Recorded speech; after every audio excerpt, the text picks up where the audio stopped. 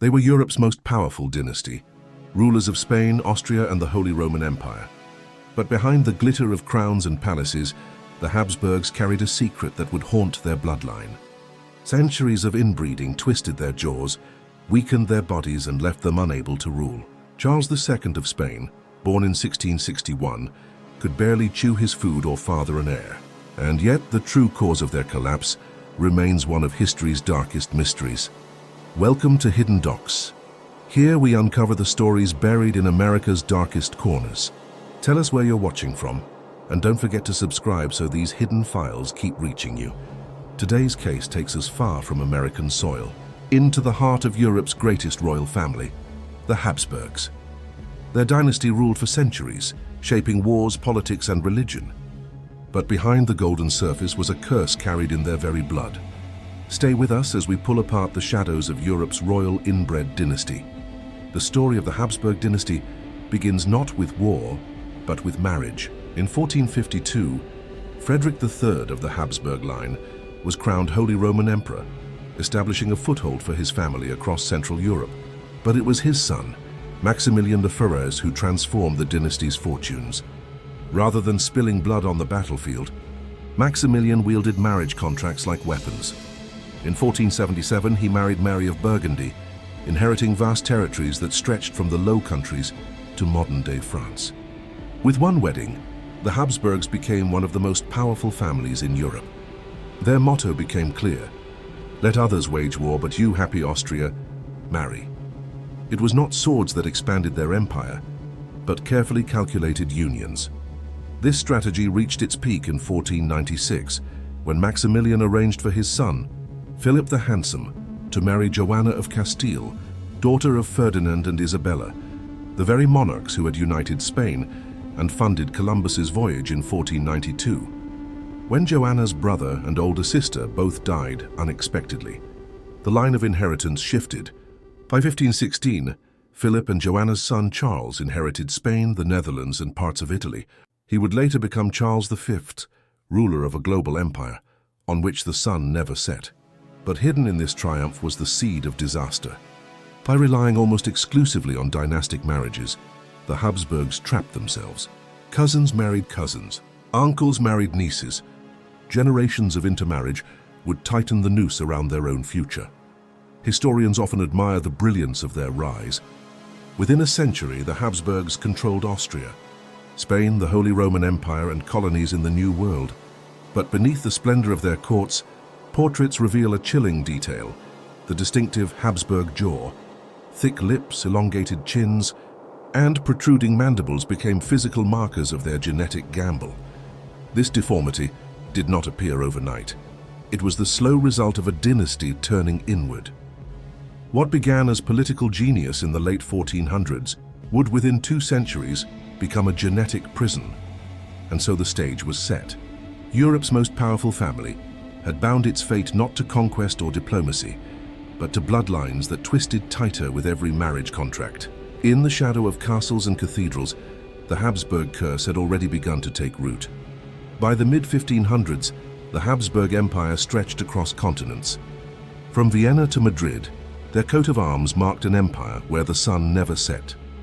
Yet while their territories expanded outward, their marriages spiraled inward.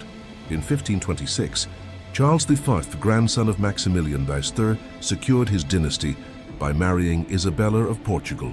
She was his first cousin, and though the match strengthened ties to Iberia, it also doubled the genetic risks within the bloodline. Their son, Philip II, inherited not only thrones, but also a family predisposition that physicians centuries later would call the mandibular prognathism, more commonly remembered as the Habsburg jaw. By 1570, the dynasty's obsession with purity reached its most infamous stage. Philip II, already widowed 3 times, married his niece Anna of Austria. She was just 23 years old. This union was not an accident of limited choice. It was deliberate. To the Habsburgs, blood was destiny, and marrying close kin ensured their wealth and power stayed within the family circle. But what they could not see was how each of these contracts locked their descendants in a tighter genetic cage. The portraits of this era tell the disturbing truth. Court painters like Alonso Sanchez Coello captured Anna and Philip with unnaturally protruding jaws and drooping lower lips. Modern medical studies, such as the Journal of Medical Genetics, 2009, have examined these images alongside skeletal remains, confirming a clear hereditary deformity. The condition was not random. It was the physical signature of incestuous unions repeated over generations. The obsession with keeping the dynasty pure turned the family tree into a closed loop. Cousins wed cousins, uncles wed nieces. Each union looked like political brilliance at the time, but with every marriage the Habsburg bloodline twisted further inward. From Madrid's palaces to Vienna's court, whispers began to circulate. Servants and foreign diplomats alike noted the strange appearance of royal children, pale, gaunt, often sickly. While Spain outwardly projected strength, within its royal nurseries, the truth of incest and deformities was becoming impossible to ignore. This was no longer just marriage strategy. It was a dangerous obsession, one that would carry the family from the heights of global empire to the edge of extinction. When Charles II was born in Madrid on November 6, 1661, bells rang throughout Spain. But beneath the ceremonial joy there was unease. The boy who would become king carried centuries of genetic weight. Known to history as El Hechizado, the Bewitched, Charles was the most infamous symbol of what relentless inbreeding had done to the Habsburg dynasty. Spanish court records, particularly those preserved in the Archivo General de Simancas, describe a frail, sickly child who struggled even to crawl. By the time he was 6, Charles had suffered repeated epileptic seizures. His tutors noted he could barely read or write. One foreign ambassador, the Marquis de Villars of France, wrote in a 1676 letter that his body is as feeble as his mind. The physical evidence of incest was impossible to ignore. His jaw jutted so far forward that he struggled to chew food. Doctors called it mandibular prognathism. To his subjects, it was the grotesque Habsburg jaw taken to an extreme. His lower lip sagged heavily, saliva constantly dripping. By adulthood, his legs were weak, his speech slurred, and his fertility non-existent. Despite 2 marriages, first to Marie-Louise of Orléans and later to Maria Anna of Neuburg, Charles never produced an heir. The Spanish people whispered of curses and sorcery. The nickname the Bewitched reflected the superstitions of a population desperate to explain their king's condition. In fact, court physicians recorded attempts at exorcisms and ritual purifications, hoping to drive out what they believed was a demonic affliction. But modern geneticists point to something far more tangible. A bloodline warped by generations of incest. A landmark study, published in Nature Communications 2019, analyzed the Habsburg pedigree and concluded that Charles II's family tree contained more uncle-niece marriages than any other royal house of Europe.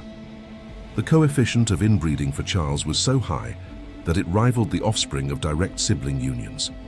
He was not merely unlucky, he was the biological product of a dynasty collapsing inward. Charles's tragic reign reflected the decay of Spain itself. While he struggled to rule, foreign rivals encroached on the empire's power. His court, rife with superstition and fear, sought explanations in witchcraft rather than science. But the true curse was not demonic.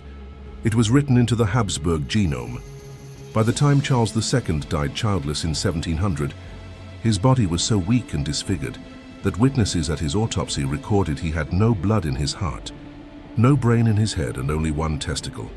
Spain mourned the passing of its monarch, but Europe recognized something deeper, the end of a dynasty consumed by its own hidden bloodline. For centuries, whispers of witchcraft and divine punishment followed the Habsburgs. But today, science offers a chillingly precise explanation for what once seemed like sorcery. The so-called Habsburg curse was not a spell. It was the inevitable result of relentless intermarriage. In 2019, a team of Spanish and British researchers published a groundbreaking study in the Annals of Human Biology. They analyzed royal portraits spanning the 16th to 18th centuries, using facial metrics to measure the severity of mandibular prognathism, the infamous Habsburg jaw. What they found was damning. The deformity correlated directly with consanguineous marriages, especially those between uncles and nieces or first cousins. Charles II of Spain, whose case we explored in Part 3, carried an inbreeding coefficient of nearly 25%. To put that into perspective, the genetic similarity between Charles' parents was as if he had been born to siblings. This staggering level of homozygosity explained his epilepsy, infertility, stunted growth, and cognitive decline. His DNA was a shrinking prison, every generation folding in on itself. The study revealed a grim pattern. With each successive Habsburg marriage that narrowed the family tree, the deformities grew worse. Early rulers like Maximilian I displayed only a subtle protrusion of the jaw. By the time of Philip IV in the 1600s, the deformity was pronounced but manageable. And finally, in Charles II, the condition reached its monstrous peak, an emperor whose body bore the full weight of centuries of inbreeding. What medieval subjects interpreted as sorcery, science now frames as genetics. The Habsburgs had weaponized marriage to consolidate empires, but in doing so, they had sown the seeds of their own destruction. The curse was real, but it was written not by demons but by DNA. By the late 1600s, the Habsburg dynasty was unraveling, not just in the flesh, but in the foundations of empire itself. Centuries of obsessive intermarriage had not only twisted jawlines and shortened lifespans, it had left the dynasty teetering on the edge of extinction. At the heart of this collapse was Charles II of Spain, the last Habsburg ruler of the Spanish crown. Charles II had been groomed as a monarch since his birth in 1661, but he was never truly fit to rule. Plagued by illness, seizures, and cognitive decline, he struggled to lead an empire that stretched across Spain, Italy, the Low Countries, and the Americas. Worse, he was infertile. After 2 marriages, first to Marie-Louise of Orléans in 1679, and later to Maria Anna of Neuburg in 1690, he produced no heirs. With his body weakened by centuries of inbreeding, the dynasty's bloodline had run dry. When Charles died in 1700, it was not just the end of a man, but the death of a dynasty. The Spanish Habsburg line, an empire built on alliances of kinship, collapsed with him. But the fallout would not stay contained within the walls of Madrid's Alcazar Palace. His death triggered the War of Spanish Succession, 1701-1714, one of Europe's bloodiest conflicts of the early modern era. Multiple powers, including France, Austria, and Britain, rushed to fill the void. Charles had named Philip of Anjou, a French Bourbon, as his successor, but Austria and its allies refused to allow Spain's vast empire to merge under French control.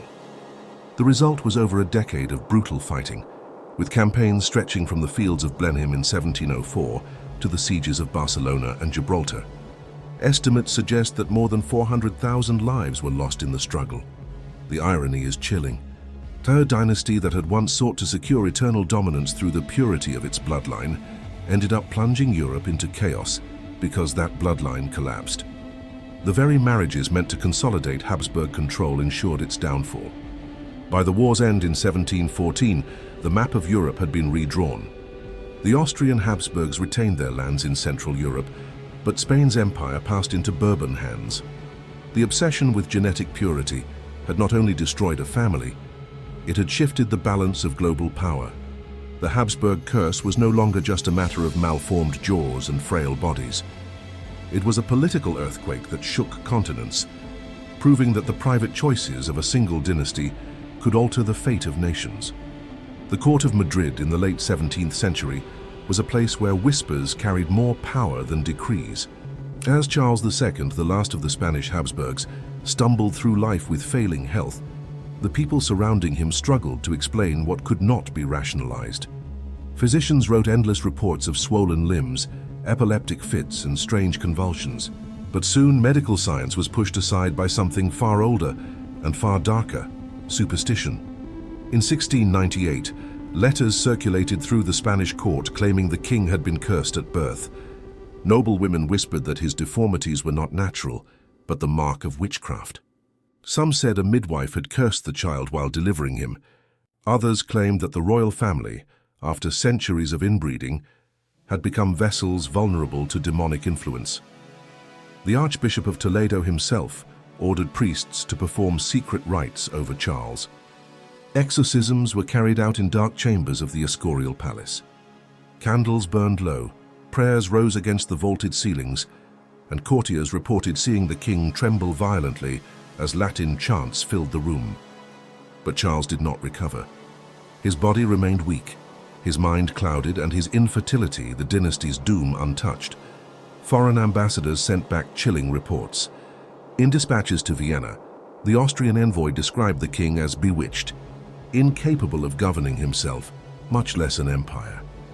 The French ambassador echoed the sentiment, noting that Madrid was rife with rumors of witches, curses, and demons that had wrapped their claws around the Habsburg throne. To the Spanish people, Charles became a figure both pitied and feared. He was called El Hechizado, the Bewitched. The nickname spread through the streets of Madrid, carried by merchants and servants, solidifying the sense that Spain was not ruled by a man, but haunted by a curse. And yet, within the court, power struggles raged. Some factions exploited these rumors to gain influence, suggesting that rival nobles had unleashed black magic to weaken the monarch. Others leaned on religion, demanding harsher purges of heresy and witchcraft across Spain. In this feverish atmosphere, the line between politics and the supernatural blurred into something indistinguishable. Charles himself reportedly believed the rumors.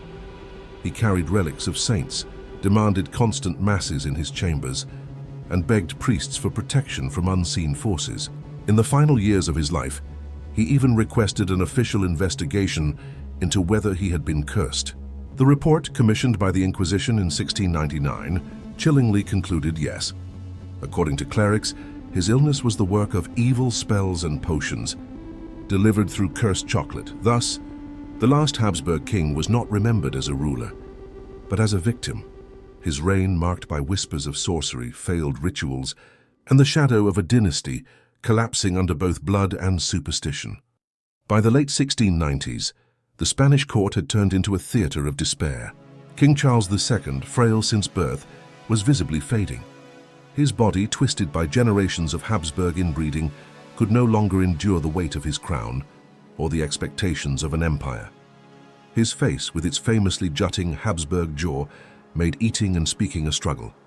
His health collapsed with frightening speed, but the greatest wound was not visible. Charles had no heir. Decades of desperate attempts at marriage produced nothing. His first wife, Marie-Louise of Orléans, died childless at just 26. His second wife, Mariana of Neuburg, also failed to give him an heir. Each failure deepened Spain's panic. Without a child, the dynasty would end with him, and all of Europe waited to see who would inherit the richest empire of the age. The courts of Europe became battlegrounds of diplomacy. France's Louis XIV positioned his grandson, Philip of Anjou, as a rightful successor. Austria, bound by its own Habsburg bloodline, demanded the crown through Archduke Charles. England and the Dutch Republic, wary of French dominance, prepared for war should Louis gain too much power. Meanwhile, Charles drifted between bouts of illness and superstition. Some nights he was said to wake screaming, convinced that ghosts of his ancestors stood at his bedside. His confessor wrote of the king's terror that his body housed not just sickness but demons. In 1699, when the Inquisition's report declared him the victim of sorcery, Charles himself seemed almost relieved. It gave his suffering meaning, even if it was terrifying. But outside the palace walls, Spain's empire crumbled. Its colonies bled wealth, its armies were weakened, and its treasury nearly empty. The once mighty Habsburg dominion was rotting from within, just as its king withered before his people's eyes. In his final months, Charles grew increasingly paranoid. He demanded holy relics be placed around his chambers. Priests performed exorcisms over him once more. Nothing worked. By 1700, his body was swollen, his skin sallow, and his voice reduced to a whisper. On October 3rd, 1700, Charles signed his will. In it, he declared Philip of Anjou, the Bourbon grandson of Louis XIV, his heir. It was a decision that would plunge Europe into one of its deadliest wars. Less than a month later, on November 1st, 1700, Charles II, the last of Spain's Habsburg kings, died at just 38 years old. Witnesses reported his corpse as shriveled, his body barely recognizable. An autopsy claimed his heart was the size of a walnut, his lungs corroded, and his intestines filled with rottenness. His brain was said to be waterlogged, an eerie reflection of the dynasty's decline. His death was not just the end of a man, but the death rattle of an empire. And as Europe prepared to ignite in war, the question remained: Had Spain been destroyed by politics or by the curse of its own blood? The year was 1700, and Europe held its breath.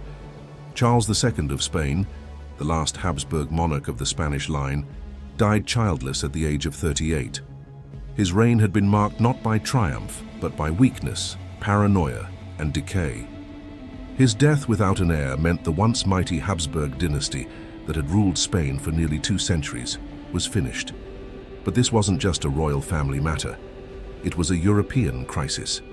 The great powers of Europe, from France under Louis XIV to Austria under Leopold I, rushed to stake their claim over the vast Spanish inheritance. What followed was the War of Spanish Succession, 1701-1714, a brutal conflict that redrew the map of Europe and claimed hundreds of thousands of lives. In Spain, people whispered that it was the curse finally fulfilled, that the years of inbreeding, secrecy, and obsession with blood purity had destroyed not only the body of Charles II, but the very foundation of their empire.